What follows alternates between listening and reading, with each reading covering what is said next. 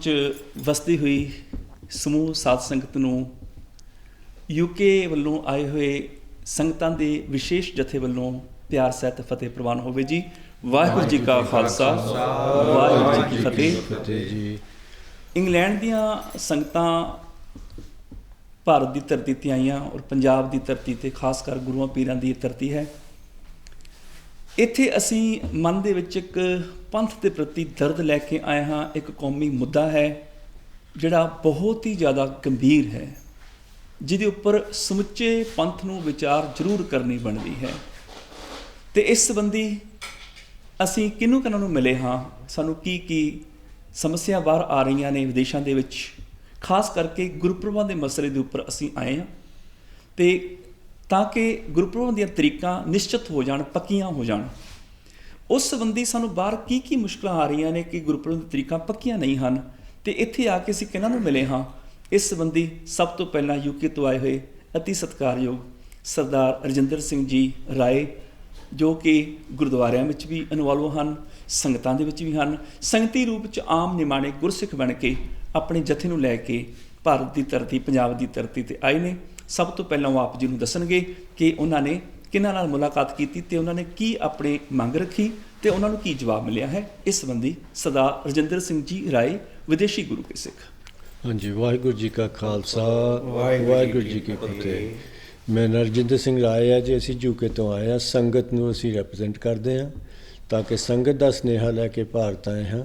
ਅਸੀਂ 30 ਤਰੀਕ ਨੂੰ ਪ੍ਰਧਾਨ ਸ਼੍ਰੋਮਣੀ ਕਮੇਟੀ ਦੇ ਹਰਜਿੰਦਰ ਸਿੰਘ ਜੀ ਧਾਮੀ ਸਾਹਿਬ ਨੂੰ ਮਿਲੇ ਸੀ ਅਤੇ ਉਹਨਾਂ ਨੂੰ ਮਿਲੇ, ਜਥੇਦਾਰ ਸਾਹਿਬ ਉਹਨਾਂ ਨੂੰ ਮਿਲੇ ਕਿ ਇੱਕ ਕੈਲੰਡਰ ਦਾ ਜੋ ਮਸਲਾ ਹੈ ਪਲੀਜ਼ ਹੱਲ ਕਰੋ, ਤਾਂ ਕਿ ਅਸੀਂ ਵਿਦੇਸ਼ਾਂ ਵਿੱਚ ਵੱਸਦੇ ਹਾਂ, ਸਾਡੇ ਕੋਲ 2 ਸੰਗਰਾਂਦਾਂ ਹਨ, 2 ਗੁਰਪੁਰਬ ਅਤੇ 2 ਇਤਿਹਾਸਕ ਦਿਹਾੜੇ ਮਿਲਦੇ ਹਨ।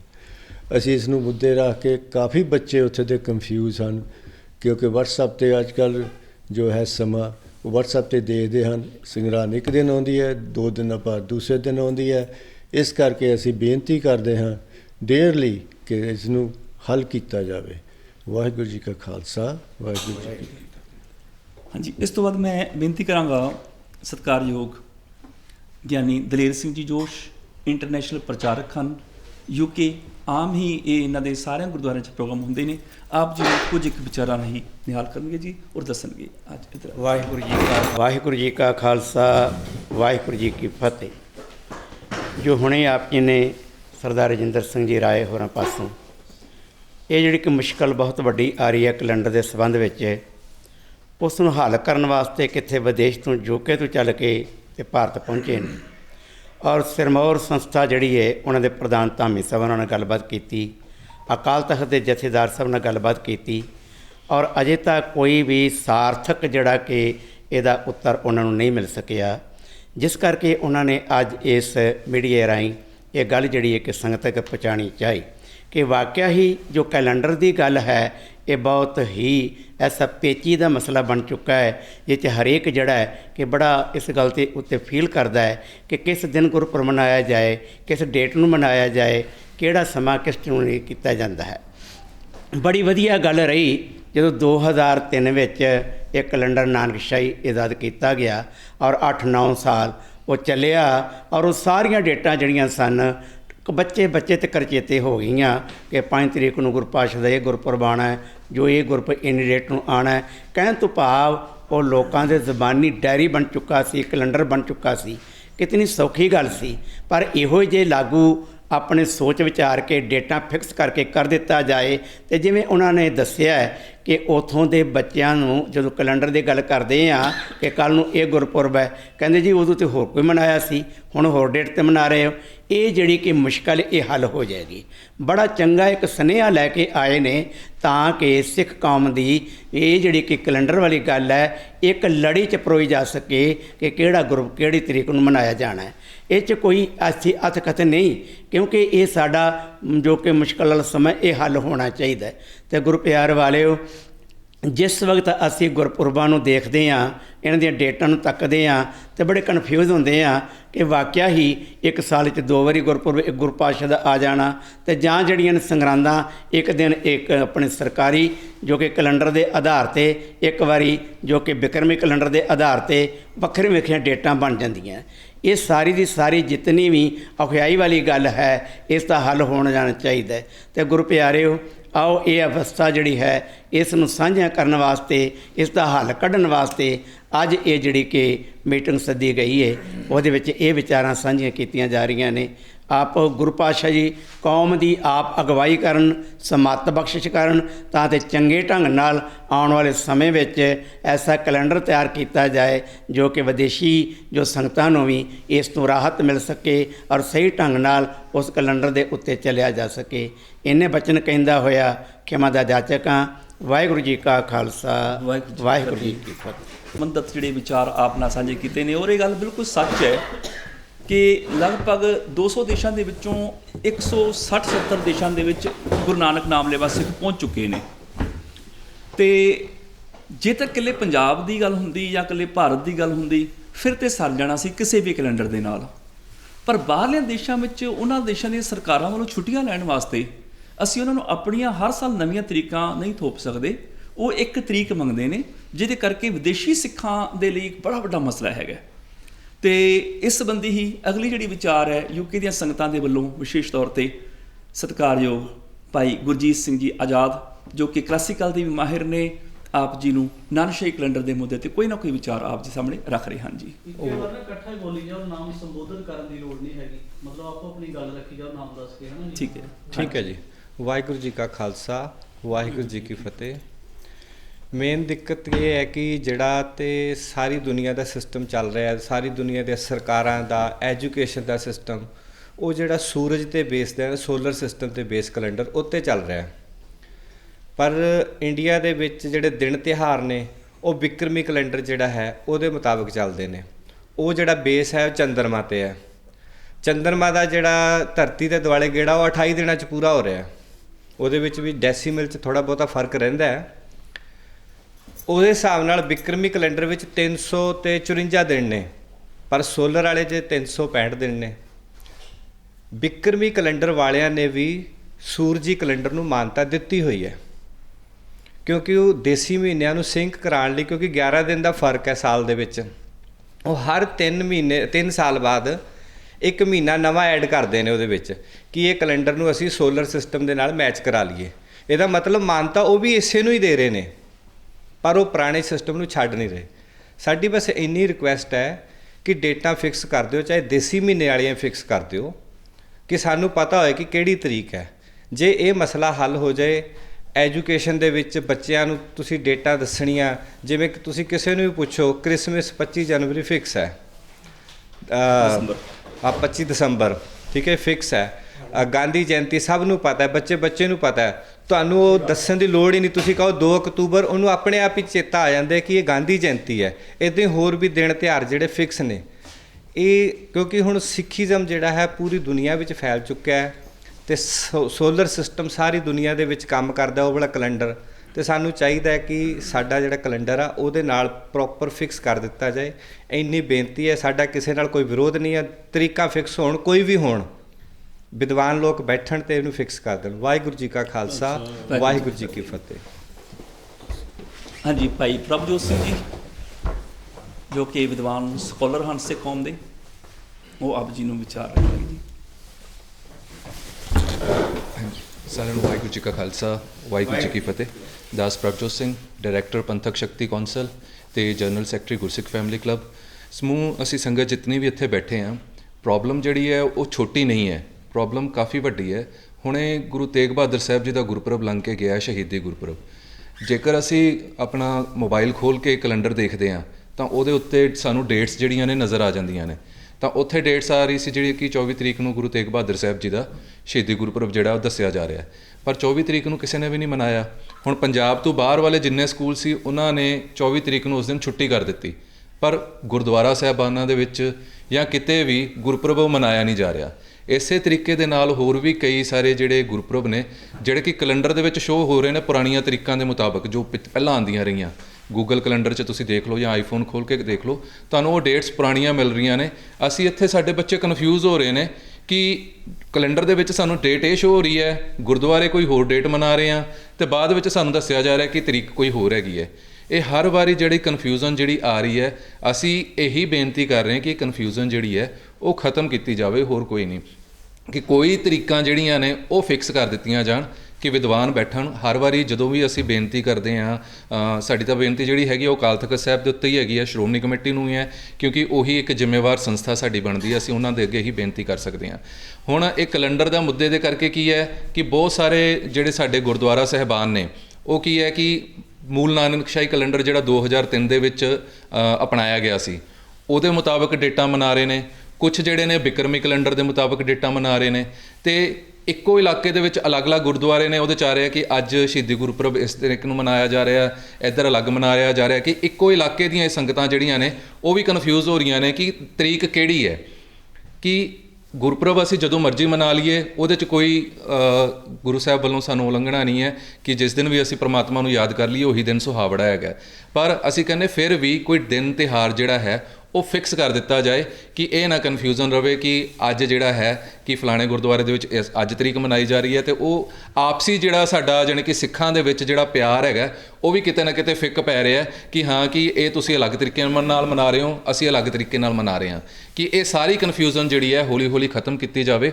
ਇਹਦਾ ਸਿਰਫ ਹੱਲ ਇਹੀ ਹੋ ਸਕਦਾ ਹੈ ਕਿ ਤਰੀਕਾਂ ਜਿਹੜੀਆਂ ਨੇ ਉਹ ਫਿਕਸ ਕਰ ਦਿੱਤੀਆਂ ਜਾਣ, ਕਿ ਜਿਵੇਂ ਬਾਕੀ ਸਾਰੀਆਂ ਤਰੀਕਾਂ ਹੋਰ ਤਿਉਹਾਰ ਨੇ ਉਹ ਫਿਕਸ ਨੇ, ਅਸੀਂ ਵੀ ਇਹਨਾਂ ਨੂੰ ਗੁਰਪੁਰਬ ਜਿਹੜੇ ਨੇ ਉਹਨਾਂ ਦੀਆਂ ਤਰੀਕਾਂ ਫਿਕਸ ਹੋ ਜਾਣ। ਇਹੀ ਬੇਨਤੀ ਸਾਡੇ ਵੱਲੋਂ ਜਿਹੜੀ ਹੈ ਅਕਾਲ ਤਖ਼ਤ ਸਾਹਿਬ ਤੇ ਅਤੇ ਸ਼੍ਰੋਮਣੀ ਕਮੇਟੀ ਦੇ ਜਿਹੜੇ ਸੂਝਵਾਨ ਲੀਡਰ ਨੇ ਉਹਨਾਂ ਦੇ ਅੱਗੇ ਇਹੀ ਬੇਨਤੀ ਹੈ। ਧੰਨਵਾਦ ਜੀ।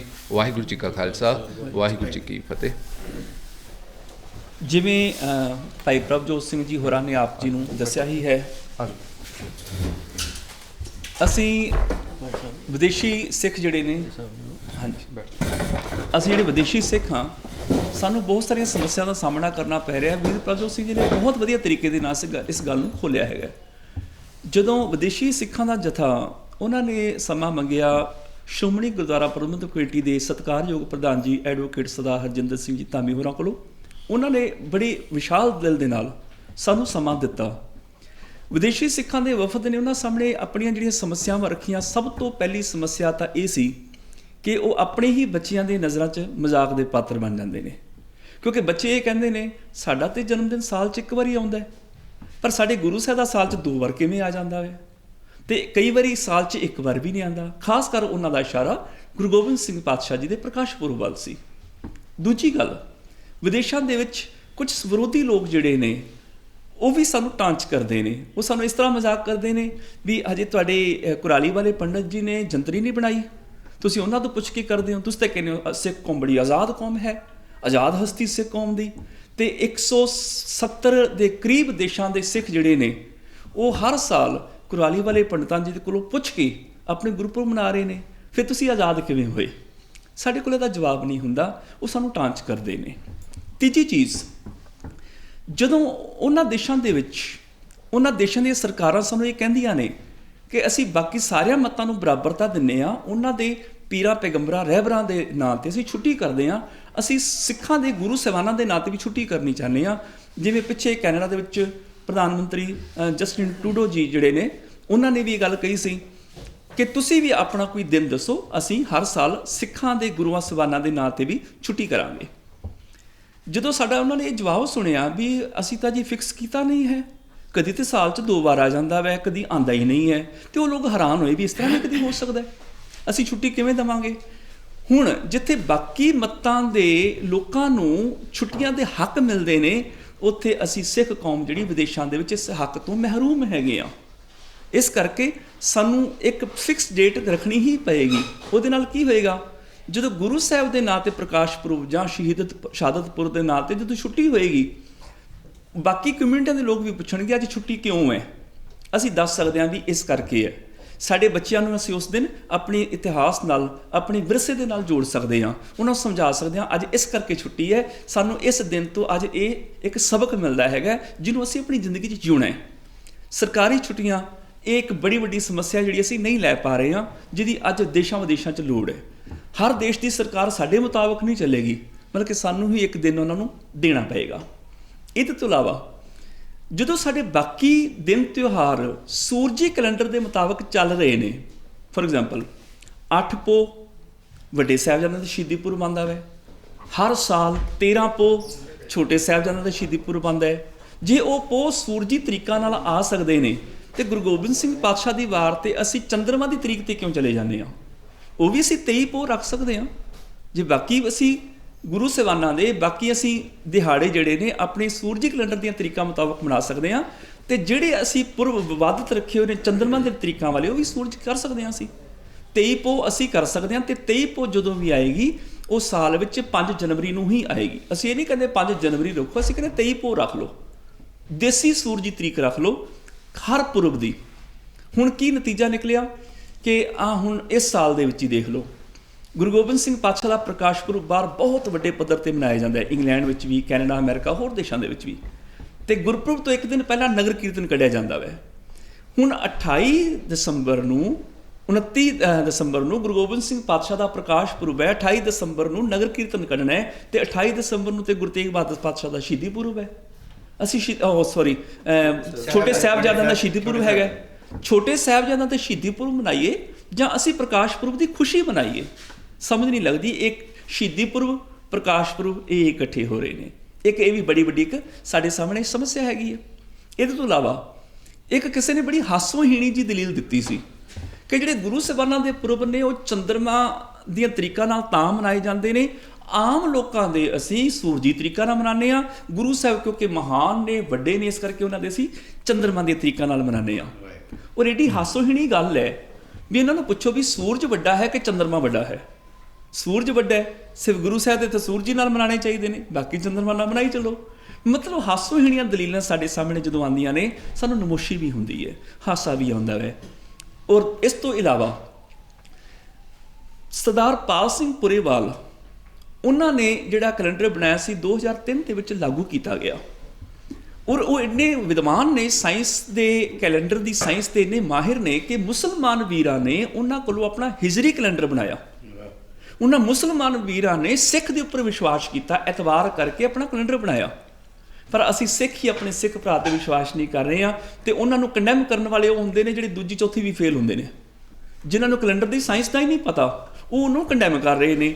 ਅਸੀਂ ਇੱਕ ਪੜ੍ਹੇ ਲਿਖੇ ਵਿਦਵਾਨ ਦੀ ਵੈਲਿਊ ਤੇ ਕੀ ਪਾਣੀ ਸੀ, ਕਦਰ ਤੇ ਕੀ ਪਾਣੀ ਸੀ, ਅਸੀਂ ਉਹਨਾਂ ਦੀ ਇੰਨੇ ਸਾਲਾਂ ਦੀ ਘਾਲਣਾ ਨੂੰ ਮਿੱਟੀ 'ਚ ਰੋਲ ਕੇ ਰੱਖ ਦਿੱਤਾ।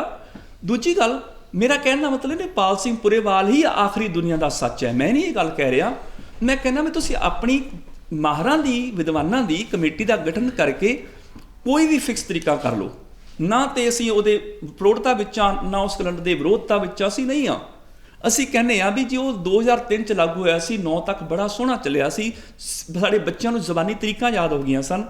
ਪਰ ਜੇ ਅਸੀਂ ਉਹ ਨਹੀਂ ਵੀ ਮੰਨਦੇ, ਨਾ ਮੰਨੋ, ਕੋਈ ਗੱਲ ਨਹੀਂ, ਬਲਕਿ ਵਿਦਵਾਨਾਂ ਦਾ ਇੱਕ ਪੈਨਲ ਬਣਾ ਕੇ ਹੋਰ ਤਰੀਕਾਂ ਜਿਹੜੀਆਂ ਤੁਸੀਂ ਚਾਹੁੰਦੇ ਹੋ ਡਿਸਾਈਡ ਕਰ ਲਓ। ਉਹ ਤਰੀਕਾਂ ਪੱਕੀਆਂ ਹੋਣ ਔਰ ਹਰ ਸਾਲ ਉਹੀ ਆਉਣ ਤਾਂ ਕਿ ਕੌਮ 'ਚੋਂ ਦੁਬਿਧਾ ਖਤਮ ਹੋ ਜਾਏ। ਇਸ ਤੋਂ ਅਗਲੀ ਗੱਲ, ਇਹਦਾ ਇੱਕ ਹੋਰ ਬੜਾ ਵੱਡਾ ਨੁਕਸਾਨ ਹੈ। ਉਹ ਕੀ ਹੈ? ਵਿਦੇਸ਼ਾਂ ਦੇ ਵਿੱਚ 3 ਤਰ੍ਹਾਂ ਦੀਆਂ ਤਰੀਕਾਂ ਪ੍ਰਚਲਿਤ ਹੋ ਗਈਆਂ ਨੇ। ਇੱਕ ਸੂਰਜੀ ਬਿਕਰਮੀ ਕੈਲੰਡਰ ਦੀਆਂ, ਇੱਕ ਚੰਦਰਮਾ ਬਿਕਰਮੀ ਕੈਲੰਡਰ ਦੀਆਂ, ਇੱਕ ਈਸਵੀ ਕੈਲੰਡਰ ਦੀਆਂ। 3 ਤਰੀਕਿਆਂ 'ਚ ਸਿੱਖ ਕਨਫਿਊਜ਼ ਹੋ ਗਏ। ਉਹਦੇ ਵਿੱਚੋਂ ਜਦੋਂ ਵੱਖ-ਵੱਖ ਗੁਰਦੁਆਰਿਆਂ ਵਿੱਚ ਪੁਰਬ ਮਨਾਏ ਜਾਂਦੇ ਨੇ, ਇੱਕ ਪ੍ਰਬੰਧਕ ਜਿਹੜੇ ਨੇ ਵੱਖਰੀ ਤਰੀਕ ਦਾ ਗੁਰਪੁਰਬ ਮਨਾ ਰਹੇ ਨੇ, ਦੂਜੇ ਵੱਖਰੀ ਦਾ ਮਨਾ ਰਹੇ ਨੇ। ਨਤੀਜਾ ਇਹ ਨਿਕਲਦਾ ਹੈ, ਇੱਕ ਦੂਜੇ ਤੇ ਪ੍ਰੈਸ਼ਰ ਪਾਉਂਦੇ ਨੇ, ਜੋ ਅਸੀਂ ਮਨਾ ਰਹੇ ਹਾਂ ਤੁਸੀਂ ਵੀ ਉਹ ਮਨਾਓ। ਉਹਦੇ ਨਾਲ ਕੀ ਧੜੇਬੰਦੀ ਪੈਦਾ ਹੋ ਰਹੀ ਹੈ। ਉਹਦੇ ਨਾਲ ਕੌਮ ਲਈ ਬੜਾ ਘਾਤਕ ਸਮਾਂ ਆ ਰਿਹਾ ਕਿ ਸਾਡੇ ਵਿਦੇਸ਼ਾਂ ਦੇ ਗੁਰਦੁਆਰਿਆਂ ਦੇ ਵਿੱਚ ਧੜੇਬੰਦੀਆਂ ਬਣ ਰਹੀਆਂ ਨੇ, ਇੱਕ ਦੂਜੇ ਨਾਲ ਸਿੱਖ ਉਲਝ ਰਹੇ ਨੇ। ਹਰ ਕੋਈ ਆਪਣਾ ਪ੍ਰੈਸ਼ਰ ਪਾ ਕੇ ਆਪਣੀ ਗੱਲ ਮਨਾਉਣੀ ਚਾਹੁੰਦਾ ਹੈ, ਦੂਜੀ ਧਿਰ ਆਪਣੀ ਗੱਲ ਮਨਾਉਣਾ ਚਾਹੁੰਦੀ ਹੈ। ਨਤੀਜਾ ਇਹ ਨਿਕਲ ਰਿਹਾ ਹੈ ਕਿ ਉਹਦੇ ਵਿੱਚ ਭਰਾ ਮਾਰੂ ਜੰਗ ਹੋਣ ਦਾ ਬੜਾ ਵੱਡਾ ਖਦਸ਼ਾ ਹੈ। ਤੇ ਇਹਦੇ ਤੋਂ ਇਲਾਵਾ ਉਹਨਾਂ ਦੀਆਂ ਆਪਸੀ ਰਿਸ਼ਤੇਦਾਰੀਆਂ, ਉਹਨਾਂ ਦੇ ਵਿੱਚ ਵੀ ਖਟਾਸ ਪੈਦਾ ਹੋ ਰਹੀ ਹੈ। ਉਹਨਾਂ ਦੀ ਮਿਲਵਰਤਨ ਦੀ ਭਾਵਨਾ ਵੀ ਘਟ ਰਹੀ ਹੈਗੀ ਹੈ, ਜੋ ਕਿ ਆਉਣ ਵਾਲੇ ਸਮੇਂ ਲਈ ਬੜੀ ਕੌਮੀ ਘਾਤਕ ਹੋਏਗੀ। ਸਿਰਫ ਇਹ ਤਾਂ ਮੈਂ ਮੋਟੇ-ਮੋਟੇ ਜੇ ਆਪ ਜੀ ਨੂੰ ਦੱਸੇ ਨੇ। ਇਹਦੇ ਤੋਂ ਇਲਾਵਾ ਹੋਰ ਬਹੁਤ ਸਾਰੀਆਂ ਚੀਜ਼ਾਂ ਨੇ ਕਿ ਇਹ ਜਿਹੜੀਆਂ ਤਰੀਕਾਂ ਨੇ ਜਦੋਂ ਬਦਲ ਕੇ ਆਉਂਦੀਆਂ ਨੇ, ਇਤਿਹਾਸ ਨੂੰ ਵੀ ਤਰੋੜ ਮਰੋੜ ਦਿੰਦੀਆਂ ਨੇ। ਉਦਾਹਰਨ ਦੇ ਤੌਰ ਤੇ ਪਹਿਲਾਂ ਅਕਾਲ ਤਖਤ ਸਾਹਿਬ ਦੀ ਸਿਰਜਣਾ ਹੋਈ, ਉਸ ਤੋਂ ਬਾਅਦ ਮੀਰੀ ਪੀਰੀ ਮਾਲਕ ਸਤਿਗੁਰੂ ਜੀ ਨੇ ਕਿਰਪਾਨਾਂ ਉਸ ਤਖਤ ਦੇ ਉੱਪਰ, ਜਿਹਨੂੰ ਅਕਾਲ ਬੁੰਗਾ ਉਸ ਸਮੇਂ ਕਿਹਾ ਜਾਂਦਾ ਸੀ, ਪਹਿਨੀਆਂ ਸਨ। ਹੁਣ ਜਿਹੜਾ ਅਕਾਲ ਤਖਤ ਸਿਰਜਣਾ ਦਿਵਸ ਦੀ ਤਰੀਕ ਹੈ, ਉਹ ਤੇ ਹੈ ਸੂਰਜੀ ਕੈਲੰਡਰ ਦੀ, ਪਰ ਜਿਹੜੀ ਗੁਰੂ ਹਰਗੋਬਿੰਦ ਸਾਹਿਬ ਪਾਤਸ਼ਾਹ ਦੀ ਮੀਰੀ ਪੀਰੀ ਦੀ ਹੈ, ਉਹ ਹੈ ਚੰਦਰਮਾ ਦੇ ਕੈਲੰਡਰ ਦੀ। ਤੇ ਚੰਦਰਮਾ ਦੇ ਕੈਲੰਡਰ ਦੀ ਤਰੀਕ ਕਈ ਵਾਰੀ ਪਹਿਲਾਂ ਆ ਜਾਂਦੀ ਹੈ। ਜਦੋਂ ਪਹਿਲਾਂ ਆ ਜਾਂਦੀ ਹੈ ਇਹਦਾ ਮਤਲਬ ਗੁਰੂ ਸਾਹਿਬ ਨੇ ਮੀਰੀ ਪੀਰੀ ਦੀਆਂ ਕਿਰਪਾਨਾਂ ਪਹਿਲਾਂ ਪਾ ਲਈਆਂ, ਅਕਾਲ ਬੋਗੇ ਦੀ ਸਿਰਜਣਾ ਬਾਅਦ 'ਚ ਹੋ ਰਹੀ ਹੈ। ਫਿਰ ਕਿੱਥੇ ਬਹਿ ਕੇ ਕੀਤੀ ਉਹਨਾਂ ਨੇ ਇਹ ਮੀਰੀ ਪੀਰੀ ਕਿਰਪਾਨਾਂ, ਕਿੱਥੇ ਬਹਿ ਕੇ ਪਾਈਆਂ? ਤੇ ਜੇ ਉਹ ਹੋ ਸਕਦਾ ਹੈ ਤੇ ਉਹਨੂੰ ਅਸੀਂ ਸਾਵਣ ਦਾ ਮਹੀਨਾ ਜਿਹੜਾ ਸੂਰਜੀ ਕੈਲੰਡਰ ਵਾਲਾ ਹੈ ਅਸੀਂ ਉਹ ਡਿਸਾਈਡ ਕਰ ਸਕਦੇ ਹਾਂ। ਇੱਦਾਂ ਹੀ ਸੰਗਰਾਂਦਾਂ ਜਿਹੜੀਆਂ ਨੇ ਉਹ ਬਦਲਦੀਆਂ ਆ ਰਹੀਆਂ ਨੇ। ਗੁਰੂ ਸਾਹਿਬ ਦੇ ਜ਼ਮਾਨੇ 'ਚ 30 ਮਾਰਚ ਨੂੰ ਇੱਕ ਵਿਸਾਖ ਸੀ। ਉਸ ਤੋਂ ਬਾਅਦ ਬਦਲਦਿਆਂ ਕਿੰਨੇ ਸਾਲ 13 ਅਪ੍ਰੈਲ ਹੀ ਚੱਲਦੀ ਰਹੀ, ਫਿਰ ਅੱਜ ਕੱਲ੍ਹ 14 ਅਪ੍ਰੈਲ ਚੱਲ ਰਹੀ ਹੈਗੀ ਹੈ। ਠੀਕ 2000 ਸਾਲ ਬਾਅਦ ਇਹ 12 ਮਈ ਤੱਕ ਪਹੁੰਚ ਜਾਏਗੀ ਅਤੇ 12 ਮਈ ਨੂੰ ਸਰਹੰਦ ਫਤਿਹ ਦਿਵਸ ਵੀ ਹੈ, ਦੋਨੋਂ ਇਕੱਠੇ ਹੋ ਜਾਣਗੇ। ਅਤੇ ਜਿੱਦਾਂ ਹੀ ਚੱਲਦਾ ਰਿਹਾ ਇੱਕ ਦਿਨ ਆ ਵਿਸਾਖ ਜਿਹੜੀ ਸਰਦੀਆਂ ਦੇ ਵਿੱਚ ਅੱਗੋਂ ਜਾ ਕੇ ਆਇਆ ਕਰੇਗੀ। ਕਿਉਂਕਿ ਅਸੀਂ ਇਸ ਐਡਵਾਂਸ ਯੁੱਗ ਦੇ ਪੜ੍ਹੇ ਲਿਖੇ ਸਿੱਖ ਹੋਣ ਦੇ ਬਾਵਜੂਦ ਵੀ ਅਸੀਂ ਉਹ ਪੱਥਰ ਯੁੱਗ ਦੇ ਕੈਲੰਡਰ ਨੂੰ ਛੱਡਣ ਨੂੰ ਤਿਆਰ ਨਹੀਂ ਹਾਂ। ਕਿਉਂਕਿ ਸਾਡੀਆਂ ਅਸੀਂ ਸੋਚਦੇ ਹਾਂ ਵੀ ਸ਼ਾਇਦ ਇਹਦੇ ਨਾਲ ਅਸੀਂ ਆਪਣੀ ਪੁਰਾਤਨਤਾ ਸੰਭਾਲ ਲਾਂਗੇ। ਨਹੀਂ, ਪੁਰਾਤਨਤਾ ਇਹਨੂੰ ਨਹੀਂ ਕਹਿੰਦੇ ਸੰਭਾਲਣ ਨੂੰ, ਪੁਰਾਤਨਤਾ ਕਹਿੰਦੇ ਨੇ ਸਮੇਂ ਦੇ ਹਾਣੀ ਬਣਨਾ। ਗੁਰੂ ਜੀ ਨੇ ਬਾਣੀ 'ਚ ਜ਼ਿਕਰ ਕੀਤਾ ਨਾ ਕਿ ਅੱਗੇ ਵੱਧ ਕੇ ਚਲੋ, ਦੇ ਲੰਮੀ ਨਜ਼ਰ ਨਿਹਾਲੀ ਹੈ, ਦੂਰ ਦੀ ਸੋਚ ਕੇ ਚਲੋ। ਪੁਰਾਤਨਤਾ ਇਹਦੇ ਵਿੱਚ ਨਹੀਂ ਹੈ, ਪੁਰਾਤਨਤਾ ਇਹਦੇ ਵਿੱਚ ਹੈ ਉਸ ਜ਼ਮਾਨੇ ਦੇ ਗੁਰੂ ਸਾਹਿਬ ਦੇ ਦਿੱਤੇ ਆਦਰਸ਼ਾਂ ਨੂੰ ਅੱਜ ਵੀ ਕਮਾਓ, ਸਮੇਂ ਦੇ ਹਾਣੀ ਬਣੋ। ਇਹਦੇ ਤੋਂ ਇਲਾਵਾ ਅੱਜ ਸਾਰੀ ਦੁਨੀਆ ਜਿਹੜੀ ਹੈ ਜਿਨ੍ਹਾਂ ਦੇ ਕੋਲ ਚੰਦਰਮਾ ਦੇ ਕੈਲੰਡਰ ਹੈਗੇ ਨੇ ਉਹ ਵੀ ਆਪਣੇ ਕੈਲੰਡਰਾਂ ਦੇ ਵਿੱਚ ਤਰੀਕਾਂ ਬਦਲ ਕੇ ਸੂਰਜੀ ਸੂਰਜੀ ਕੈਲੰਡਰ ਨਾਲ ਮਿਲ ਕੇ ਚੱਲ ਰਹੇ ਨੇ। ਸਾਡਾ ਆਪਣੇ ਹੀ ਲਾ ਲਓ ਚੰਦਰਮਾ ਵਾਲਾ ਕੈਲੰਡਰ। ਚੰਦਰਮਾ ਵਾਲੇ ਕੈਲੰਡਰ ਦੇ ਵਿੱਚ ਜਿਵੇਂ ਸਤਿਕਾਰਯੋਗ ਭਾਈ ਗੁਰਜੀਤ ਸਿੰਘ ਜੀ ਆਜ਼ਾਦ ਕਹਿ ਕੇ ਗਏ ਨੇ 10-11 ਦਿਨ ਦਾ ਫਰਕ ਹੈ। 3 ਸਾਲ ਬਾਅਦ ਇੱਕ ਮਹੀਨਾ 13ਵਾਂ ਬਣਾਉਣਾ ਪੈਂਦਾ ਉਹਨਾਂ ਨੂੰ, ਅਤੇ ਉਹਦਾ ਨਾਂ ਰੱਖਿਆ ਹੋਇਆ ਮਲ ਮਾਸ, ਮੇਰੇ ਗੰਦਗੀ ਵਾਲਾ ਮਹੀਨਾ, ਅਤੇ ਉਹ ਵਿੱਚ ਐਡ ਕਰਨਾ ਪੈ ਰਿਹਾ। ਕਿਉਂਕਿ ਅਸੀਂ ਐਡਵਾਂਸ ਨਹੀਂ ਹੋਏ। ਇਸ ਕਰਕੇ ਮੈਂ ਇਹ ਨਹੀਂ ਕਹਿੰਦਾ ਵੀ ਕਿਹੜਾ ਕੈਲੰਡਰ ਮੰਨੋ ਕਿਹੜਾ ਨਾ ਮੰਨੋ, ਬਲਕਿ ਯੂਕੇ ਦੀ ਸੰਗਤ ਵੱਲੋਂ ਇਹ ਫੈਸਲਾ ਹੈ।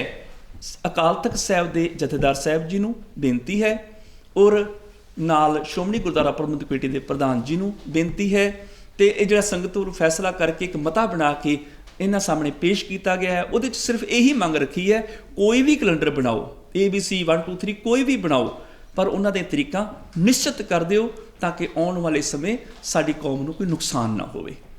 ਇਹਦੇ ਨਾਲ ਬਹੁਤ ਸਾਰੀਆਂ ਸਮੱਸਿਆਵਾਂ ਦਾ ਹੱਲ ਹੋ ਜਾਏਗਾ।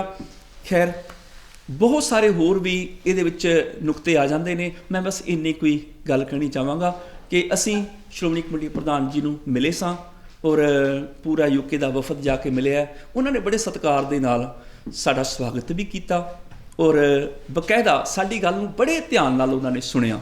ਅਸੀਂ ਉਹਨਾਂ ਦੇ ਧੰਨਵਾਦ ਦੇ ਪਾਤਰ ਹਾਂ, ਅਸੀਂ ਉਹਨਾਂ ਨੂੰ ਧੰਨਵਾਦ ਕਹਿੰਦੇ ਹਾਂ। ਨਾਲ ਉਹਨਾਂ ਨੇ ਸਾਨੂੰ ਇਹ ਵਿਸ਼ਵਾਸ ਦਿਵਾਇਆ ਹੈ, ਸ਼੍ਰੋਮਣੀ ਗੁਰਦੁਆਰਾ ਪ੍ਰਬੰਧਕ ਕਮੇਟੀ ਦੇ ਪ੍ਰਧਾਨ ਐਡਵੋਕੇਟ ਸਰਦਾਰ ਹਰਜਿੰਦਰ ਸਿੰਘ ਜੀ ਧਾਮੀ ਹੋਰਾਂ ਨੇ ਸਾਨੂੰ ਪੂਰਨ ਵਿਸ਼ਵਾਸ ਦਿਵਾਇਆ ਹੈ ਕਿ ਇਸ ਮਸਲੇ ਦਾ ਅਸੀਂ ਜਲਦੀ ਤੋਂ ਜਲਦੀ ਹੱਲ ਕਰਾਂਗੇ। ਜਲਦੀ ਤੋਂ ਜਲਦੀ ਸਾਰੀਆਂ ਪੁਰਬਾਂ ਦੀਆਂ ਤਰੀਕਾਂ ਜਿਹੜੀਆਂ ਉਹ ਨਿਸ਼ਚਿਤ ਕਰ ਲਈਆਂ ਜਾਣਗੀਆਂ। ਉਹਨਾਂ ਨੇ ਸਾਨੂੰ ਵਿਸ਼ਵਾਸ ਦਿਵਾਇਆ ਅਤੇ ਸਾਨੂੰ ਪੂਰਨ ਆਸ ਹੈ ਕਿਉਂਕਿ ਉਹ ਪੜ੍ਹੇ ਲਿਖੇ ਨੇ, ਸੁਲਝੇ ਨੇ, ਕਾਨੂੰਨ ਦੇ ਜਾਣੂ ਨੇ, ਐਡਵੋਕੇਟ ਨੇ ਔਰ ਸਾਡੀ ਕੌਮ ਦੇ ਸਿਰਮੌਰ ਸੰਸਥਾ ਸ਼੍ਰੋਮਣੀ ਗੁਰਦੁਆਰਾ ਪ੍ਰਬੰਧਕ ਕਮੇਟੀ ਦੇ ਸਭ ਤੋਂ ਉੱਚੇ ਰੁਤਬੇ ਤੇ ਸਭ ਤੋਂ ਵੱਧ ਪੜ੍ਹੇ ਲਿਖੇ ਪ੍ਰਧਾਨ ਮੈਂ ਸੋਚਦਾ ਵੀ ਮੇਰੀ ਲਾਈਫ ਦੇ ਵਿੱਚ ਮੈਂ ਪਹਿਲੀ ਵਾਰ ਦੇਖਿਆ ਉਹਨਾਂ ਨੂੰ ਕਿ ਇੰਨੇ ਪੜ੍ਹੇ ਲਿਖੇ ਪ੍ਰਧਾਨ ਆਏ ਨੇ। ਇਸ ਕਰਕੇ ਸਾਡੇ ਯੂਕੇ ਦੇ ਵਫਦ ਵੱਲੋਂ ਸਾਨੂੰ ਪੂਰੀ ਆਸ ਹੈ ਕਿ ਉਹ ਇਸ ਸਮੱਸਿਆ ਦਾ ਹੱਲ ਜ਼ਰੂਰ ਕਰਨਗੇ ਅਤੇ ਇਹ ਸਮੱਸਿਆ ਸਾਡੀ ਇੰਗਲੈਂਡ ਦੀ ਸੰਗਤਾਂ ਦੀ ਨਹੀਂ ਹੈ। ਔਰ ਇਹ ਨਾ ਸੋਚਿਓ ਅਸੀਂ ਕਿਸੇ ਧੜੇ ਜਥੇਬੰਦੀ ਨਾਲ, ਅਸੀਂ ਕਿਸੇ ਧੜੇਬੰਦੀ ਨਾਲ ਨਹੀਂ, ਕਿਸੇ ਜਥੇਬੰਦੀ ਤੋਂ ਨਹੀਂ ਆਏ। ਇਹ ਆਮ ਸੰਗਤ ਦੇ ਵਿਚਾਰ ਨੇ, ਆਮ ਸੰਗਤ ਦੀ ਇੱਕ ਮੰਗ ਉੱਠ ਰਹੀ ਹੈ, ਇੱਕ ਕੌਮੀ ਦਰਦ ਹੈ ਆਮ ਸੰਗਤਾਂ ਦੇ ਵਿੱਚ ਕਿ ਆਮ ਸੰਗਤਾਂ ਵੀ ਹੁਣ ਇਹ ਕਹਿ ਰਹੀਆਂ ਨੇ ਕਿ ਤਰੀਕਾਂ ਨਿਸ਼ਚਿਤ ਕੀਤੀਆਂ ਜਾਣ ਅਤੇ ਸਾਨੂੰ ਪੂਰਨ ਆਸ ਹੈ ਕਿ ਉਹ ਸਾਡੀ ਇਸ ਸਮੱਸਿਆ ਦਾ ਹੱਲ ਜ਼ਰੂਰ ਕਰਨਗੇ। ਅਤੇ ਇਹ ਜਿਹੜੀ ਸਮੱਸਿਆ ਹੈ ਸਿਰਫ ਯੂਕੇ ਦੀ ਸੰਗਤਾਂ ਦਾ ਹੱਲ ਹੀ ਨਹੀਂ ਕਰੇਗੀ, ਸਮੁੱਚੀ ਕੌਮ ਦੇ ਇਸ ਗੰਭੀਰ ਮੁੱਦੇ ਦਾ ਹੱਲ ਕਰ ਦੇਗੀ। ਜਦੋਂ ਅਸੀਂ ਇੱਕ ਨਿਸ਼ਚਿਤ ਤਰੀਕ ਲੈ ਕੇ ਪੁਰਬ ਮਨਾਇਆ ਕਰਾਂਗੇ ਉਦੋਂ ਬਹੁਤ ਸਾਰੀਆਂ ਸਮੱਸਿਆਵਾਂ ਦਾ ਹੱਲ ਹੋ ਜਾਏਗਾ। ਮੈਂ ਇੰਨੀਆਂ ਹੀ ਬੇਨਤੀਆਂ ਕਹਿਣਾ ਚਾਹਾਂਗਾ। ਅਖੀਰ ਤੇ ਮੈਂ ਸਰਦਾਰ ਜਿੰਦਰ ਸਿੰਘ ਜੀ ਨੂੰ ਬੇਨਤੀ ਕਰਾਂਗਾ ਉਹ ਸਾਰਿਆਂ ਨੂੰ ਧੰਨਵਾਦ ਕਰਦਾ। ਪਾਲ ਸਿੰਘ ਪੁਰੇਵਾਲ ਦਾ ਮੂਲ ਨਾਨਕਸ਼ਾਹੀ ਕੈਲੰਡਰ ਤੇ ਲੰਬਾ ਸਮਾਂ ਸਟਰਗਲ ਰਿਹਾ, ਉਹਨਾਂ ਨੇ ਬਹੁਤ ਮਿਹਨਤ ਕੀਤੀ ਹੈ। 23 ਮਾਰਚ 2003 ਦੇ ਵਿੱਚ ਲਾਗੂ ਕਰ ਦਿੱਤਾ ਜਾਂਦਾ, ਬਦਾਂਤੀ ਸਾਹਿਬ ਦਾ ਮੇਰੇ ਖਿਆਲ ਨਾਲ ਸਮਾਂ ਸੀ ਉਦੋਂ। ਹਾਂਜੀ। ਤੇ ਬਾਅਦ ਵਿੱਚ 8-9 ਸਾਲ ਮੇਰੇ ਖਿਆਲ ਨਾਲ ਨਿਰੰਤਰ ਚੱਲਦਾ ਹੁੰਦਾ ਤੇ ਬਾਅਦ ਵਿੱਚ ਰੱਦ ਕਰਨ ਦਾ ਕਾਰਨ ਕੀ ਮੰਨਦੇ ਹੋ? ਮੇਰੇ ਖਿਆਲ ਬੀਬੀ ਜਗੀਰ ਕੌਰ ਜੀ ਦਾ ਸਮਾਂ ਸੀ ਸ਼ਾਇਦ। ਜਗੀਰ ਕੌਰ, ਹਾਂਜੀ, ਨਹੀਂ ਜਥੇਦਾਰ ਸੀ, ਜਥੇਦਾਰ ਬਦਾਂਤੀ, ਜਥੇਦਾਰ ਬਦਾਂਤੀ ਜੀ, ਬਿਲਕੁਲ ਠੀਕ ਹੈ ਜੀ। ਉਹ ਤਾਂ ਫਿਰ ਉਹਨਾਂ ਦੇ ਰੱਦ ਹੋਣ ਦਾ ਕੀ ਕਾਰਨ ਹੈ ਸਾਨੂੰ ਨਹੀਂ ਪਤਾ ਹੈਗਾ। ਸਾਨੂੰ ਇੰਨਾ ਪਤਾ ਵੀ 2009 ਤੱਕ ਤੇ ਬਹੁਤ ਸੋਹਣਾ ਚੱਲਿਆ, ਸਾਡੇ ਬੱਚਿਆਂ ਨੂੰ ਤਰੀਕਾਂ ਜ਼ਬਾਨੀ ਯਾਦ ਹੋ ਗਈਆਂ ਸੀ।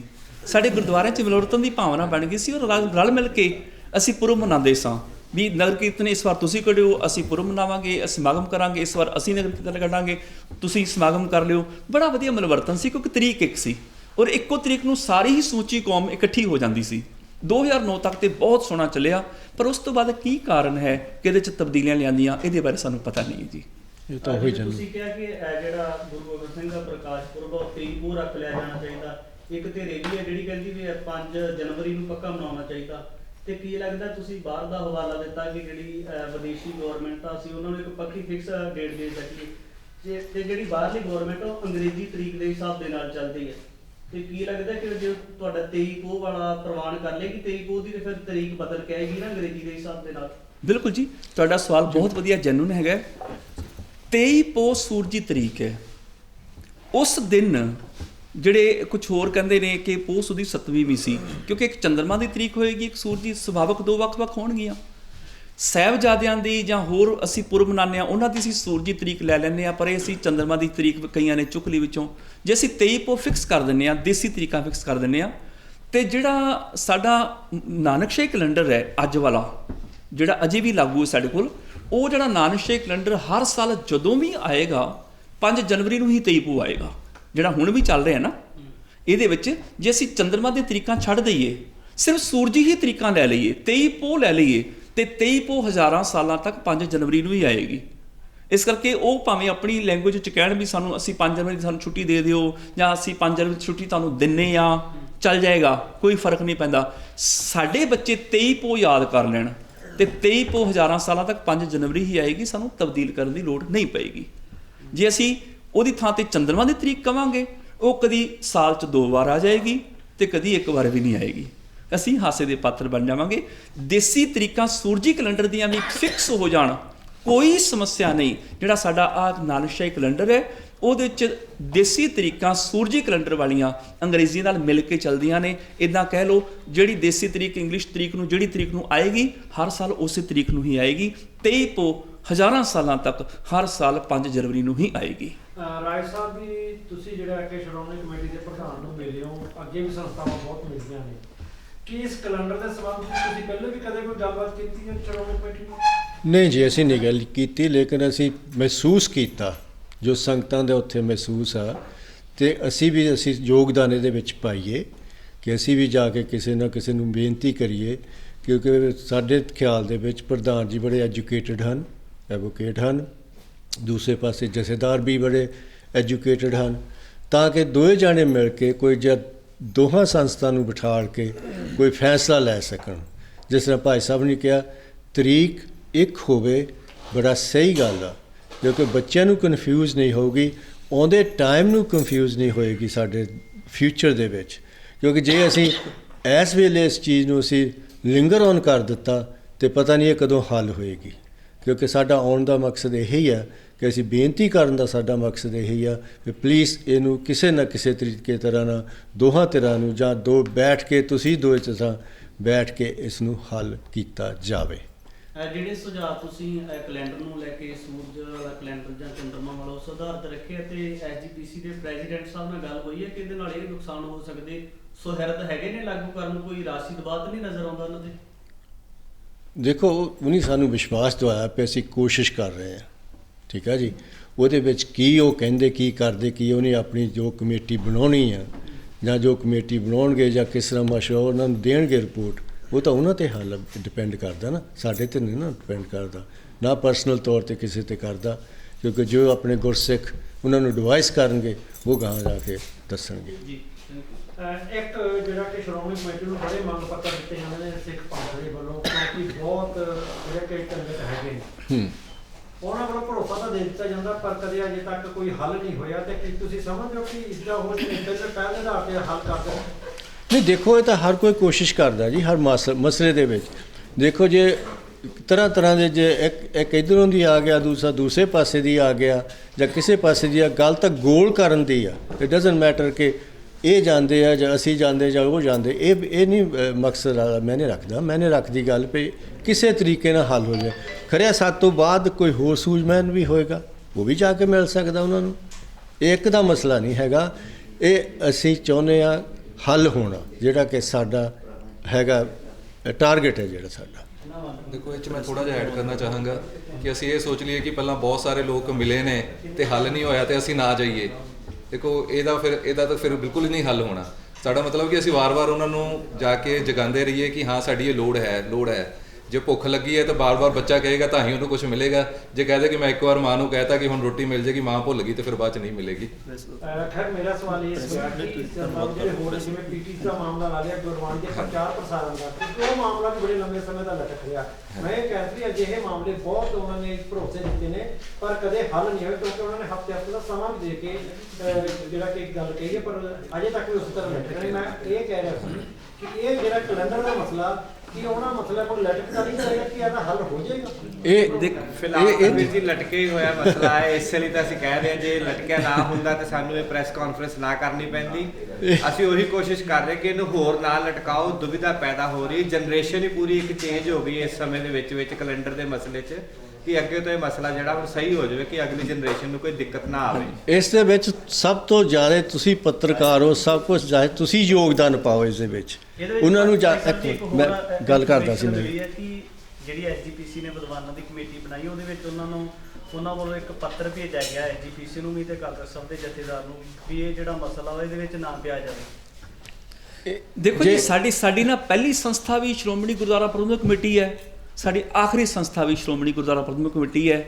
ਅਸੀਂ ਆਪਣੀ ਸਿਰਮੌਰ ਕੌਮ ਦੀ ਸੰਸਥਾ ਨੂੰ ਬੇਨਤੀ ਹੀ ਕਰ ਸਕਦੇ ਹਾਂ, ਹੋਰ ਸਾਡੇ ਕੋਲ ਕੋਈ ਰਸਤਾ ਨਹੀਂ ਹੈ। ਕੋਈ ਹੋਰ ਸੰਸਥਾ ਹੋਵੇ ਅਸੀਂ ਉਹਦੇ ਕੋਲ ਚਲੇ ਜਾਈਏ ਵੀ ਤੁਸੀਂ ਹੱਲ ਕਰਾਓ।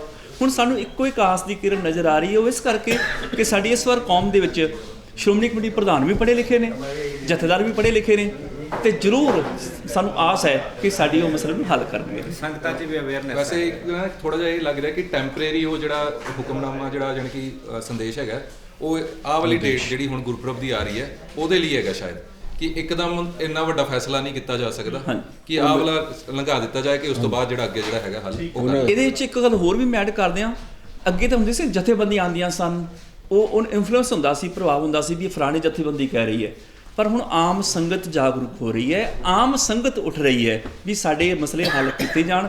ਤੇ ਜਦੋਂ ਆਮ ਸੰਗਤ ਅਵੇਅਰ ਹੋ ਜਾਏਗੀ ਉਦੋਂ ਕੁਛ ਨਾ ਕੁਛ ਕਰਨਾ ਹੀ ਪਏਗਾ। ਅਖੀਰ ਤੇ ਪੈਸੇ ਧੰਨਵਾਦ ਕਰ ਦਿਓ ਫਿਰ ਸਾਰਿਆਂ ਦਾ ਧੰਨਵਾਦ ਜੀ। ਹਾਂਜੀ ਮੈਂ ਬੇਨਤੀ ਕਰਦਾ ਕਿ ਸਾਰੇ ਜੋ ਗੁਰਸਿੱਖ ਆਏ ਹਨ ਔਰ ਸਾਰੇ ਪੱਤਰਕਾਰ ਜੋ ਵੀ ਜਿੰਨੇ ਵੀ ਆਏ ਹਨ, ਤੇ ਮੈਂ ਆਸ ਕਰਦਾ ਹਾਂ ਜਿਹੜੇ ਕਿ ਹਰਜਿੰਦਰ ਸਿੰਘ ਜੀ ਧਾਮੀ ਹੁਣੀ, ਪ੍ਰਧਾਨ ਹੁਣੀ ਤੇ ਜਥੇਦਾਰ ਮਿਲ ਕੇ ਜ਼ਰੂਰ ਹੱਲ ਕੱਢਣ ਤੇ ਸਾਡੀ ਬੇਨਤੀ ਨੂੰ ਪ੍ਰਵਾਨ ਕਰਨ। ਤੇ ਵਾਹਿਗੁਰੂ ਜੀ ਕਾ ਖਾਲਸਾ, ਵਾਹਿਗੁਰੂ ਜੀ ਕੀ ਫਤਿਹ।